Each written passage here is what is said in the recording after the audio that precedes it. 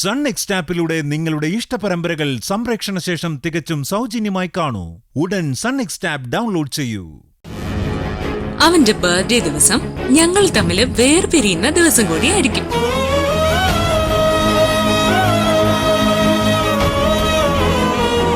നിങ്ങൾ പറയാൻ വന്ന ഗിഫ്റ്റ് എന്താണെന്ന് എനിക്കറിയാം. നിങ്ങളിതേ മാനത്ത് കാണുമ്പോ ഞാനത് മനസ്സിൽ കാണും. ഓക്കെ മക്കളെ, ഗുഡ് നൈറ്റ്, ബൈ ബൈ. അയ്യോ,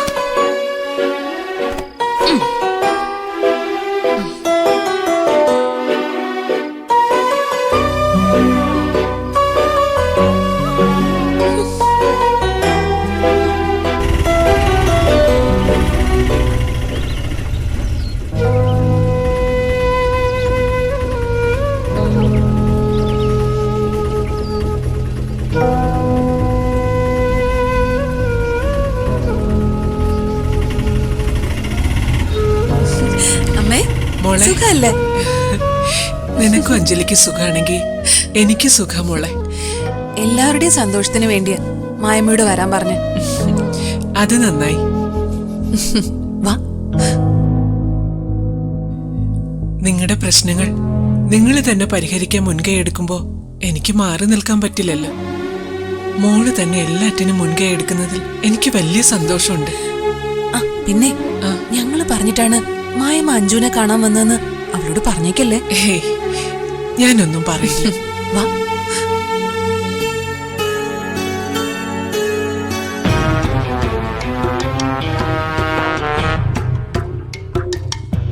ആന്റി, മായമ്മ അഞ്ജുനെ കാണാൻ വന്നതാ.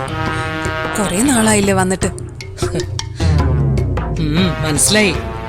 കുറച്ച് നാളായിട്ട് ഇവിടുന്ന് അങ്ങോട്ട് ഒരു വരുമാനവും വരുന്നുണ്ടാവില്ല. അത് അന്വേഷിക്കാൻ വന്നതായിരിക്കും. വരുമാനോ? ആ പറഞ്ഞത് എനിക്ക് മനസ്സിലായില്ല. പക്ഷേ എനിക്കെല്ലാം മനസ്സിലാവുന്നുണ്ട്. പിന്നെ ദുരിതം അനുഭവിക്കുന്നവരെ ഞാൻ എന്നും സഹായിക്കാറുണ്ട്. എന്റെ മുന്നിൽ വരുന്നവരെ വെറും കൈയോടെ തിരിച്ചയക്കാറില്ല. ഞാനിവിടെ ഭിക്ഷയ്ക്ക് വന്നതല്ല, എന്റെ മോളെ കാണാൻ വന്നതാ. ഇന്നുവരെ ദാരിദ്ര്യം വന്നിട്ട് ആരുടെയും മുമ്പിൽ കൈ നീട്ടേണ്ട അവസ്ഥ എനിക്ക് വന്നിട്ടില്ല. കാശിന് ഇത്തിരി കുറവുണ്ടെന്നേ ഉള്ളൂ, അഭിമാനത്തിന് ഒരു കുറവുമില്ല. അഭിമാനത്തിന്റെ കാര്യമൊന്നും പറയണ്ട. നഷ്ടപ്പെട്ട വീടും സ്ഥലവും തിരിച്ചെടുക്കാൻ 50 ലക്ഷം രൂപ മകളെ കൊണ്ട് തട്ടിയെടുപ്പിച്ചതല്ലേ? ആന്റി, അതൊന്നും മായമ്മയും അഞ്ജുവും പറഞ്ഞിട്ട് അഭി ചെയ്തതല്ലോ. അഭി അങ്ങനെ ചെയ്തെന്ന് വെച്ച് എന്റെ മോൾ ഇതുവരെ അത് സ്വീകരിച്ചിട്ടില്ല. അഭിയുടെ കടം തീർത്തിട്ടെ എന്നെ ആ വീട്ടിലേക്ക് കൊണ്ടുപോകുന്ന എന്റെ മോളുടെ തീരുമാനം. ആന്റി മായമ്മയെ അധിക്ഷേപിക്കുന്നത് എന്നെയും അഞ്ജുനെയും അധിക്ഷേപിക്കുന്നതിന് തുല്യമാണ്. വീട്ടിൽ വരുന്ന അതിഥികളെ ഇങ്ങനെ അപമാനിക്കാൻ ശ്രമിച്ച മറ്റുള്ളവരുടെ മുന്നിൽ തരം താണ് പോകുന്നത് ആന്റി തന്നെയായിരിക്കും. മായമ്മ വന്നേ, വാ.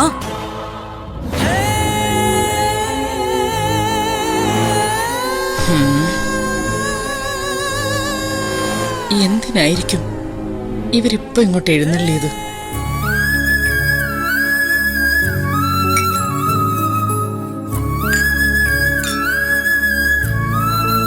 മോളെ,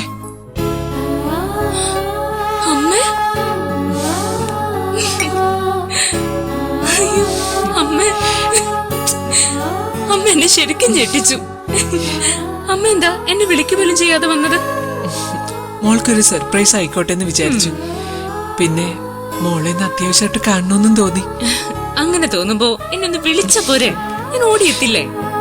അമ്മ കഷ്ടപ്പെട്ട് ഇവിടെ വരെ വരണോ? ഇവിടെ വന്നതുകൊണ്ടല്ലേ നീ അടുക്കളയിൽ കിടന്ന് കഷ്ടപ്പെടുന്ന എനിക്ക് കാണാൻ പറ്റിയത്. നീ ഇവിടെ ഇപ്പോഴും ഒരു അടുക്കളക്കാരിയായിട്ടാണോ ജീവിക്കുന്നത്? ഇതൊക്കെ ഒരു അഡ്ജസ്റ്റ്മെന്റ് അല്ലേ അമ്മ?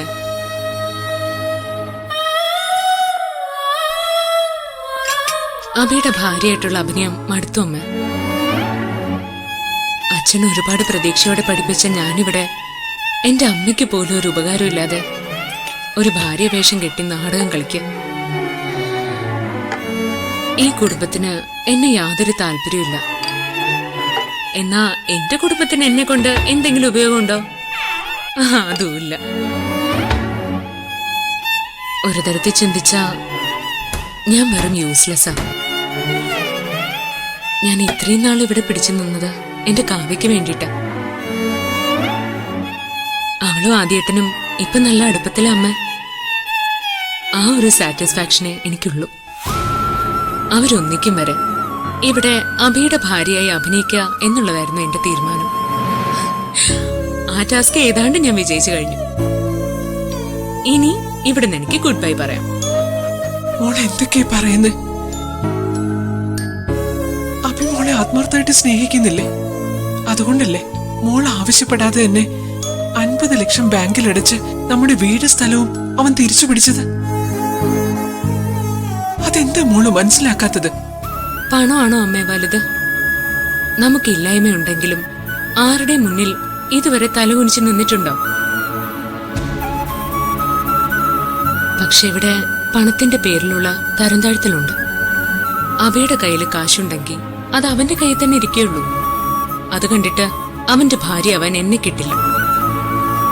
അഭി ഒരിക്കലും കാശിന്റെ പേരിൽ മോളെ തരം താഴ്ത്തില്ല. ഞാൻ മനസ്സിലാക്കിയെടുത്തോളം അഭി നിന്നെ ആത്മാർത്ഥമായിട്ട് സ്നേഹിക്കുന്നുണ്ട്. അവൻ എന്ത് ആത്മാർത്ഥതയുണ്ടെന്ന് അമ്മ പറയുന്നേ? കാവ്യയെ സ്നേഹിച്ച് കല്യാണം വരെ നിശ്ചയിച്ചപ്പോ അവളുടെ കൂട്ടുകാരിയായ എന്നെ കണ്ടപ്പോ അവൻ കാവ്യെ മറന്ന് എന്നെ സ്വന്തമാക്കിയില്ലേ? നാളെ മറ്റൊരു പെൺകുട്ടിയെ കാണുമ്പോ എന്നെ മറന്ന് അവളുടെ പിന്നാലെ പോവില്ലെന്ന് ആര് കണ്ടു? അതുകൊണ്ട് അവനുമായിട്ടൊരു ജീവിതം എനിക്ക് ചിന്തിക്കാനേ പറ്റില്ല. മോളെ നീ എത്രയും പെട്ടെന്ന് എനിക്കിവിടുന്ന് ഇറങ്ങണം. അതാ എന്റെ തീരുമാനം.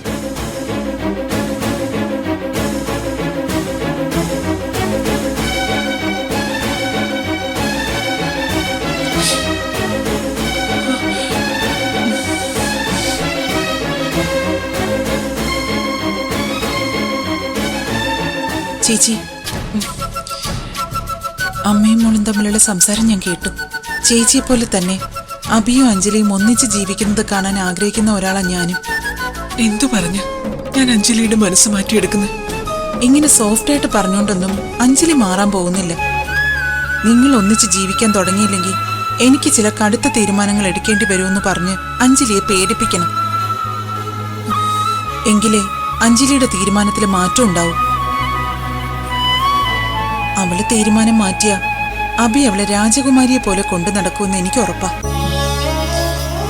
അതുകൊണ്ട് ചേച്ചി എന്തെങ്കിലും പറഞ്ഞ് അഞ്ജലിയെ പേടിപ്പിക്കണം. അമ്മയ്ക്ക് വേണ്ടി അഞ്ജലി എന്തും ചെയ്യുമെന്ന് എനിക്ക് വിശ്വാസമുണ്ട്. എന്തായാലും ഞാനൊരു ശ്രമം നടത്താം. അത് വിജയിക്കും.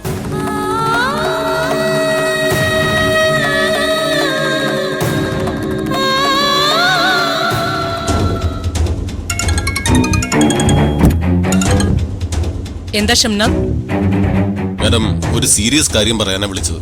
എന്ത് കാര്യം? മാഡം വീട്ടിൽ നിന്ന് പുറപ്പെട്ടോ? എങ്കിൽ പെട്ടെന്ന് ഓഫീസിലെത്തണം. താൻ കാര്യം പറ. ഓഫീസിൽ എൻഫോഴ്സ്മെന്റ് റെയ്ഡ് നടത്തുകയാണ്. വാട്ട്?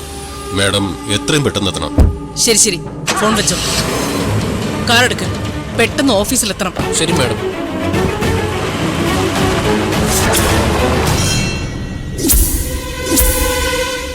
എൻഫോഴ്സ്മെന്റ് ടീം ഇപ്പൊ ഇവിടെ നിന്ന് പോയതേ ഉള്ളൂ. അവര് വന്ന ഉടനെ ഷംനാഥ് എന്നെ വിളിച്ചില്ലല്ലോ.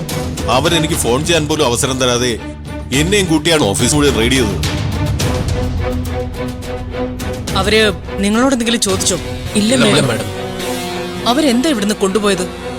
അവർ കൊണ്ടുപോയ റെക്കോർഡ്സിന്റെ ഹാർഡ് ഡിസ്കിന്റെ ലിസ്റ്റ് സൈൻ ചെയ്ത് തന്നിട്ടുണ്ട്. അമ്മേ, എൻഫോഴ്സ്മെന്റ് ടീം പോയോ? പോയി. നമ്മൾ ആരും ഇല്ലാത്ത സമയത്താ അവര് വന്നത്. ദാ അവരിവിടുന്ന് കൊണ്ടുപോയതിന്റെ ലിസ്റ്റാ. നമ്മുടെ ഈ ഓഫീസിൽ നിന്ന് അവർക്കൊന്നും കൊണ്ടുപോകാൻ കിട്ടില്ല.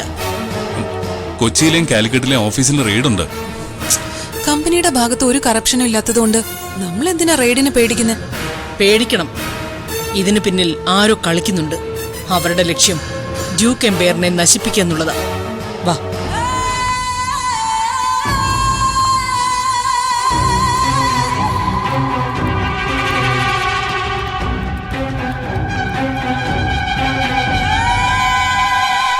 ഇനി നമ്മൾ വിജിലന്റ് ആയി നിൽക്കണം. നമ്മളെ തകർക്കാൻ ശ്രമിക്കുന്നവൻ നിസ്സാരനല്ല. കൊച്ചിയിലെ ഫാക്ടറിയിൽ നിന്നുണ്ടാക്കുന്ന പ്രൊഡക്റ്റിൽ മായം കലർത്തിയവരായിരിക്കുമോ ഇതിന്റെ പിന്നിൽ? ആരായാലും അവരെല്ലാ സ്ഥലത്തും നല്ല സ്വാധീനമുള്ളവരാ. കൊച്ചിയിലെ കേസില് അതിന് കൂട്ടുന്ന സൂപ്പർവൈസറെയും 2 ടെക്നിക്കൽ അസിസ്റ്റന്റ്സിനെയും സസ്പെൻഡ് ചെയ്തിട്ടുണ്ട്. അവരുടെ പേരില് പോലീസ് സ്റ്റേഷനിലെ പരാതിയും കൊടുത്തിട്ടുണ്ട്. അവർക്ക് പിന്നിൽ ആരെങ്കിലും ഉണ്ടെങ്കിൽ അവര് പോലീസിനെ സ്വാധീനിച്ച് ആ കേസ് തേച്ചു മായ്ച്ചു കളയും. ഇതിന് പിന്നിൽ പ്രവർത്തിക്കുന്നവരെ കണ്ടെത്തുക വേണ്ടത്.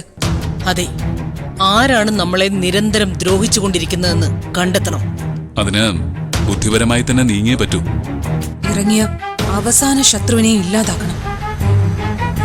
അതാണ് വേണ്ടത് മാഡം. അഭിയുടെ ബർത്ത്ഡേ ഒന്ന് കഴിയട്ടെ. ബർത്ത്ഡേ കഴിയുന്നവരെ കാത്തു നിൽക്കണോ? വേണം. അഭിയുടെ ബർത്ത്ഡേ നമ്മുടെ കമ്പനിയെ സംബന്ധിച്ചിടത്തോളം ഒരു പ്രധാനപ്പെട്ട ദിവസമായിരിക്കും. അതിനുശേഷം മതി ബാക്കി എന്തും. എന്തൊക്കെ ചെയ്തിട്ടും ഞാൻ അവളെ ആത്മാർത്ഥമായിട്ട് സ്നേഹിക്കുന്നുണ്ടെന്ന് അഞ്ജലിക്ക് മനസ്സിലാവുന്നില്ല. ഞാൻ അവൾക്ക് വേണ്ടി എന്ത് പ്രായശ്ചിത്തം ചെയ്യാനും തയ്യാറാ. അമ്മ എങ്ങനെയെങ്കിലും സംസാരിച്ച് അഞ്ജലിയുടെ മനസ്സ് മാറ്റണം. എനിക്ക് അവളോട് പറയാനല്ലേ പറ്റൂ മോനെ. ഞാനൊന്ന് ശ്രമിച്ചു നോക്കാം. ശ്രമിച്ചാ പോരാ, ഞങ്ങളെ തമ്മിൽ കൂട്ടിയിണക്കണം. എനിക്ക് അഞ്ജലി ഇല്ലാതെ ജീവിക്കാൻ പറ്റില്ല.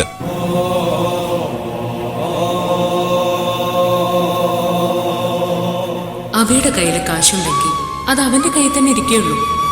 അത് കണ്ടിട്ട് അവന്റെ ഭാര്യ അവൻ എന്നെ കിട്ടില്ല. അമ്മ ഈ കാര്യത്തില് ഒരു തീരുമാനം ഉണ്ടാക്കിയിട്ടേ പോകാവൂ. അഞ്ജലി എനിക്കൊപ്പം ജീവിക്കാൻ തയ്യാറായില്ലെങ്കിൽ പിന്നെ എനിക്കൊരു ജീവിതം ഉണ്ടാവില്ലമ്മേ.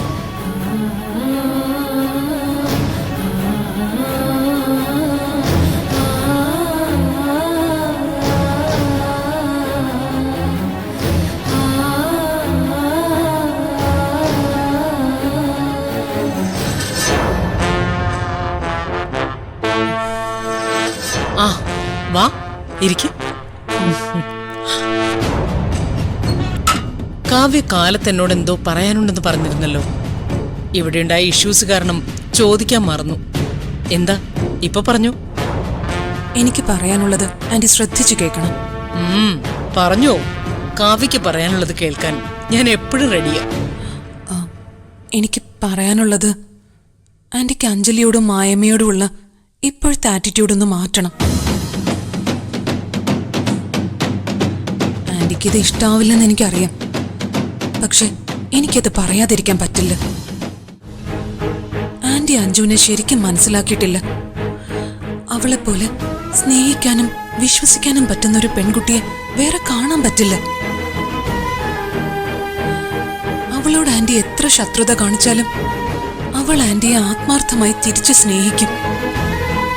അത്രയ്ക്ക് നല്ല മനസ്സിനുടമയാ അവള്. ആന്റി അവളെ അകറ്റി നിർത്തിയപ്പോഴും കമ്പനി പ്രശ്നങ്ങളിൽ പെട്ടപ്പോഴും ആന്റി പറയാതെ തന്നെ വന്ന് കമ്പനി അവളെ രക്ഷിച്ചിട്ടുണ്ട്. അതൊന്നും ആന്റി എന്തുകൊണ്ടാ കാണാതിരിക്കുന്നതെന്ന് എനിക്ക് എത്ര ആലോചിച്ചിട്ടും മനസ്സിലാവുന്നില്ല. ആന്റിക്ക് എന്നെ ഉപേക്ഷിക്കേണ്ടി വന്നാലും അവളെ ആന്റി ഉപേക്ഷിക്കരുത്. നമ്മുടെ കുടുംബത്തിന് വേണ്ടി മാത്രമല്ല, ഈ കമ്പനിയുടെ ഉയർച്ചയ്ക്കും വേണ്ടി കൂടിയാ ഞാൻ ഈ പറയുന്നേ. ഇപ്പൊ കമ്പനി നേരിടുന്ന ക്രൈസിസ് അവളെ പോലെ എഫിഷ്യന്റ് ആയ ഒരാളെ ആവശ്യമാണ്. കമ്പനിയുടെ വളർച്ച കുറച്ച് കുറഞ്ഞു പോയാലും അവളുടെ സഹായം ഈ കമ്പനിക്ക് വേണ്ട. കമ്പനിക്ക് അവളെ വേണ്ടെങ്കിൽ വേണ്ട. വീട്ടിലൊരു മരുമകളായി അവളെ അംഗീകരിച്ചൂടെ? അവളോട് ഇത്രയെങ്കിലും സ്നേഹം കാണിച്ചൂടെ? കാവ്യ നിർത്ത്. കുടുംബകാര്യങ്ങൾ ഓഫീസിൽ വന്ന് സംസാരിക്കുന്നത് എനിക്കിഷ്ടമല്ല. അവളുടെ കാര്യത്തിൽ ഞാൻ ചില തീരുമാനങ്ങൾ എടുത്തിട്ടുണ്ട്. അതെന്താണെന്ന് എനിക്കറിയാം. അതുകൊണ്ടാ ഞാനിപ്പോ സംസാരിക്കുന്നത്. അബിയുടെ ബർത്ത്ഡേക്ക് ശേഷം അഞ്ജലി ആ വീട്ടിൽ ഉണ്ടാവരുതെന്നല്ലേ ആന്റി ആഗ്രഹിക്കുന്ന? അത് നടക്കില്ല ആന്റി. അഞ്ജുവിന് നമ്മുടെ കുടുംബത്തിൽ നിന്നും പറഞ്ഞുവിടാൻ ഞാൻ സമ്മതിക്കില്ല. അവളും ആ വീട്ടിൽ എന്നെപ്പോലൊരു മരുമകള. അതുകൊണ്ട് ആന്റിയുടെ മനസ്സിൽ അങ്ങനെയുള്ള കണക്കുകൂട്ടലുകൾ വേണ്ട. അത് നടത്താൻ ഞാൻ സമ്മതിക്കില്ല.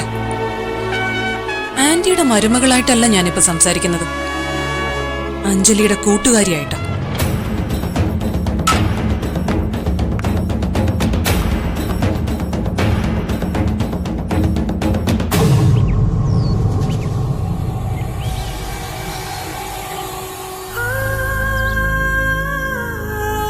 നീ ഇനിയും അഭിയെ കുറ്റപ്പെടുത്തുന്നതിന് മുൻപ് അമ്മ വേറൊരു കാര്യം പറയാം. എന്നെ വിവാഹം കഴിച്ചതിന് ശേഷം മോളുടെ അച്ഛൻ ജോലിസ്ഥലത്തുള്ള മറ്റൊരു പെൺകുട്ടിയെ അടുപ്പത്തിലായി. അതറിഞ്ഞപ്പോ ഞാൻ തകർന്നുപോയി. പക്ഷെ എന്റെ കണ്ണീര് സങ്കടവും കണ്ട് മോഹനേട്ടൻ തന്നെ ആ ബന്ധം ഒഴിവാക്കി. എന്നോടുള്ള സ്നേഹക്കുറവ് കൊണ്ടൊന്നുമല്ല മോഹനേട്ടൻ ആ പെൺകുട്ടിയുമായി അടുത്തത്. എങ്ങനെയോ അടുത്തുപോയി. അങ്ങനെയൊക്കെ ഈ ജീവിതത്തിൽ ആർക്കു സംഭവിച്ചു പോകാമെന്ന് മനസ്സിലാക്കി ഞാനത് ക്ഷമിച്ചു. നീ ഇപ്പോഴും കാവ്യ സ്നേഹിച്ച അഭി അവളെ മറന്ന് നിന്നെ വിവാഹം കഴിച്ചതിൽ അവനെ കുറ്റപ്പെടുത്തുന്നുണ്ടല്ലോ. അത് ശരിയല്ല മോളെ. അഭി നല്ല മനസ്സിനുടമയാ. മനസ്സുകൊണ്ട് നിന്നെ ഇഷ്ടപ്പെടുകയും അത് മറച്ചുവെച്ച് കാവ്യയെ കല്യാണം കഴിക്കാൻ അവൻ തയ്യാറായില്ലല്ലോ. കാവ്യയെ ചതിക്കരുതെന്ന് ആത്മാർത്ഥമായിട്ട് ആഗ്രഹിച്ചതുകൊണ്ടല്ലേ വിവാഹ മുഹൂർത്തത്തിൽ എല്ലാവരെയും ഞെട്ടിച്ച് അവൻ നിന്നോടാണ് സ്നേഹം എന്ന് വിളിച്ചു പറഞ്ഞത്. അത് മോളെ കാണാതെ പോകരുത്. നീ അവനിൽ നിന്ന് അകലാൻ ശ്രമിക്കുമ്പോ അവന്റെ കണ്ണ് നിറയുന്നത് നീ കാണുന്നില്ലേ? ഇത്രയധികം സ്നേഹിക്കുന്ന ഒരു ആൺകുട്ടിയോട് ഒരു പെൺകുട്ടിയും ഇങ്ങനെ ക്രൂരത കാണിക്കാൻ പാടില്ല. അമ്മ, നീ ഒന്നും പറയണ്ട. ഇതുവരെ നീ പറഞ്ഞതെല്ലാം ഞാൻ കേട്ടു. നിന്റെ ഇഷ്ടങ്ങൾക്കൊപ്പം നിന്നു. പക്ഷെ ഇപ്പോ അഭിക്ക് നിന്നോടുള്ള സ്നേഹം കണ്ടില്ലെന്ന് നടിക്കാൻ എനിക്കാവില്ല. ഇനിയും നീ അവനെ വേദനിപ്പിച്ച നിനക്ക് ആ മനസ്സിന്റെ ശാപം ഏറ്റുവാങ്ങേണ്ടി വരും. അമ്മ ഇക്കാര്യത്തിൽ വാശി പിടിക്കരുത്. നോക്ക്, ഇത് അമ്മയുടെ വാശിയല്ല. നിങ്ങൾ തമ്മിൽ ഒന്നിക്കേണ്ടവരാണെന്ന് വ്യക്തമായി മനസ്സിലായതുകൊണ്ട് പറയുന്നതാ. ഇനിയും എന്റെ വാക്കുകൾ അനുസരിക്കാതെ അഭിയെയും ഉപേക്ഷിച്ച് വീട്ടിൽ വന്ന് നിൽക്കാനാണ് നിന്റെ തീരുമാനമെങ്കിൽ നീ ഭർത്താവിനെ ഉപേക്ഷിച്ച് വന്നവളാണെന്ന ആക്ഷേപം സഹിച്ച് ജീവിക്കാൻ ഈ അമ്മ കാണില്ല. ഇതിൽ കൂടുതലൊന്നും എനിക്ക് പറയാനില്ല. അമ്മ,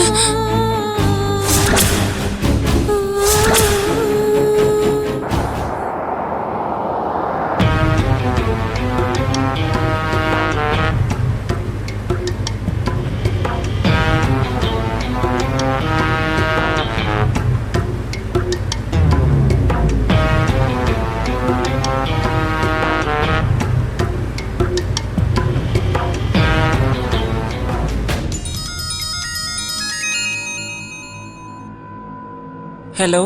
ഹലോ, സിസ്റ്റർ മെരീറ്റ് അല്ലേ? അല്ല മാഡം, മദർ ഒരു ഫാമിലിക്ക് കൗൺസിലിംഗ് കൊടുക്കുകയാണ്. ആണോ? എനിക്ക് അത്യാവശ്യമായി മദറിനോട് സംസാരിക്കണമായിരുന്നു. കൗൺസിലിംഗ് കഴിയുമ്പോൾ മദറിനോട് സുഹാസിനെ വിളിച്ചിരുന്നു എന്ന് പറയണം. പറയാം മാഡം. ഒരത്യാവശ്യ കാര്യമാണ്, പറയാൻ മറക്കരുതേ. ശരി മാഡം.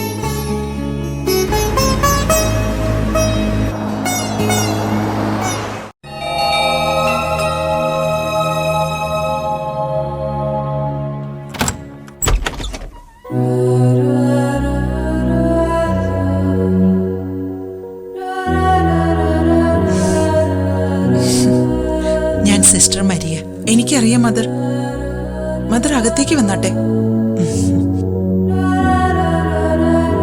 ഈ ഫാമിലിയിൽ എന്ത് ഫംഗ്ഷൻ ഉണ്ടെങ്കിലും മദർ വരാറുള്ളതല്ലേ, പ്രത്യേകിച്ച് ആദിയുടെയും അബിയുടെയും ബർത്ത്ഡേക്ക്. സുഹാസിനിയുടെ വിവാഹ വാർഷികത്തിന് എനിക്ക് വരാൻ പറ്റിയില്ല. അഭി വന്ന് എന്നെ പ്രത്യേകം ക്ഷണിച്ചതാ. എനിക്കൊരു ധ്യാനം കണ്ടക്ട് ചെയ്യാൻ പോവാനുള്ളത് കൊണ്ട് വരാൻ പറ്റിയില്ല. മദർ ഇരിക്കൂ, ഞാൻ ചേച്ചിയെ വിളിക്കാം. വേണ്ട, വിളിക്കണ്ട, ഞാൻ പോയി കണ്ടോളാം. ശരി.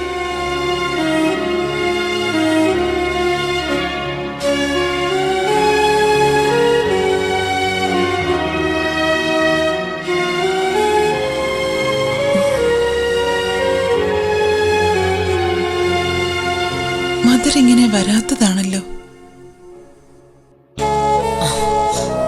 ഞാൻ മദറിനെ കാണണമെന്ന് പറഞ്ഞത് അഭിയുമായി ബന്ധപ്പെട്ട കാര്യം സംസാരിക്കാനാ. മദർ ഫ്രീ ആവുന്ന സമയം പറഞ്ഞിരുന്നെങ്കിൽ ഞാൻ കോൺവെന്റിലേക്ക് വരുമായിരുന്നു. ഈ വീട്ടിലേക്ക് വരണമെന്ന് ഞാൻ കുറെ നാളായി ആഗ്രഹിക്കുന്നു. അതാണ് ഞാൻ സുഹാസിനെ വിളിക്കാതെ ഇങ്ങ് പോന്നത്. പറ, എന്താ പുതിയ പ്രശ്നം? ഞാൻ വലിയ ടെൻഷനിലാണ് മദർ. എന്തിന്? എന്തോ അപകടം സംഭവിക്കുമോ എന്നൊരു പേടി. അതെന്തിനാ? കാരണം അറിയില്ല. ഞാൻ മരിക്കും മുമ്പ് അഭിക്ക് അവകാശപ്പെട്ട സ്വത്ത് അവന്റെ കയ്യിൽ തന്നെ എത്തണം. മരണത്തെക്കുറിച്ച് സംസാരിക്കാതെ ജീവിതത്തെക്കുറിച്ച് സംസാരിക്കാൻ. അവന്റെ പേരിലുള്ള സ്വത്തിന്റെ ഡോക്യുമെന്റ്സ് ഞാൻ ബാങ്ക് ലോക്കറിൽ സൂക്ഷിച്ചിട്ടുണ്ട്. പിന്നെ എന്തിനാ അതേപ്പറ്റി സുഹാസിന് ടെൻഷനാവുന്നത്? ഈ സ്വത്ത് കാരണം എന്റെ ജീവൻ പോലും അപകടത്തിലാണെന്ന് എനിക്ക് തോന്നി തുടങ്ങിയിട്ടുണ്ട്. അഥവാ എനിക്കെന്തെങ്കിലും സംഭവിച്ചാൽ ആ ഡോക്യുമെന്റ്സ് കൃത്യമായി അഭിയുടെ കയ്യിൽ തന്നെ എത്തണം. അതിനെനിക്ക് വിശ്വസിച്ചേൽപ്പിക്കാവുന്ന ഒരാൾ മദർ മാത്രം.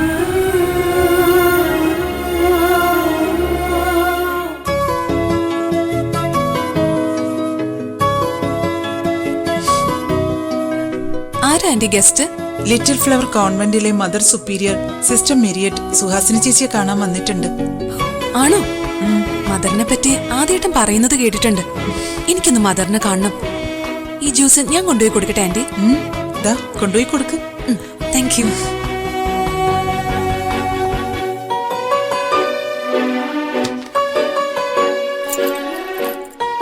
ഇത് അഭിയുടെ ഡോക്യുമെന്റ്സ് സൂക്ഷിച്ച ലോക്കറിന്റെ കീയ.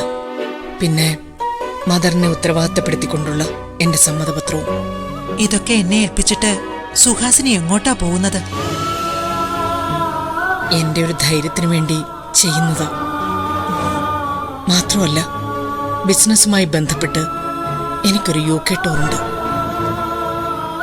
അതേത് നിമിഷവും പോകേണ്ടി വരും എന്നാണ് എന്റെ ഒരു കണക്കുകൂട്ടൽ.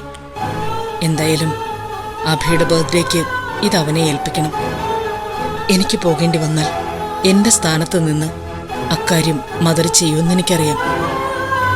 ഇത് എനിക്ക് മറ്റാരെ ഏൽപ്പിക്കാൻ പറ്റില്ല. അഭയുടെ ജനനത്തെ പറ്റിയുള്ള എല്ലാ സത്യങ്ങളും അറിയുന്നത് മദറിന് മാത്രമാണല്ലോ.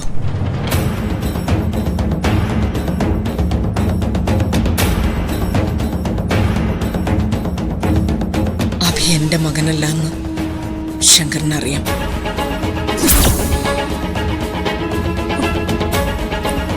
പക്ഷേ അവൻ ആരുടെ മകനാണെന്ന് ശങ്കറിന് ഇതുവരെ മനസ്സിലായിട്ടില്ല.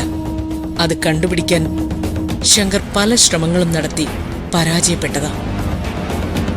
അഭി ആരുടെ മകനാണെന്നറിയാവുന്ന ഒരേ ഒരാൾ മദർ മാത്രമാണ്.